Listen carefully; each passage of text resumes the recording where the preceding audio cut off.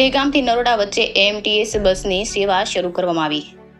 દહેગામથી Naroda terminal સુધી શરૂ કરવામાં આવેલ એએમટીએસની બસને આજે ધારાસભ્ય લીલી ઝંડી બતાવીને શરૂ કરાવી હતી। દહેગામના સેંકડો લોકો બસને જોવા માટે ઉમટી પડ્યા હતા। કંકુ તિલક કરીને શરૂઆત કરાઈ હતી। બસમાં મુસાફરી કરવા માટે બેઠેલા ધારાસભ્ય પોતે ટિકિટ લઈને બસમાં સવારી કરી હતી। સાંજે 4 વાગે પાલૈયા ખાતે કાર્યક્રમ યોજવામાં આવ્યો હતો। તેમાં ધારાસભ્ય બલરાજસિંહ ચૌહાણ તથા પાલિકા પ્રમુખ સહિત એએમટીએસના ચેરમેન હાજર રહ્યા હતા। ધારાસભ્યએ બાયડ 3 રસ્તાથી પાલૈયા સુધી બસમાં સવારી કરી હતી। એએમટીએસ ચાલુ થતાં દહેગામના લોકોમાં ભારે આનંદની લાગણી છવાઈ ગઈ હતી।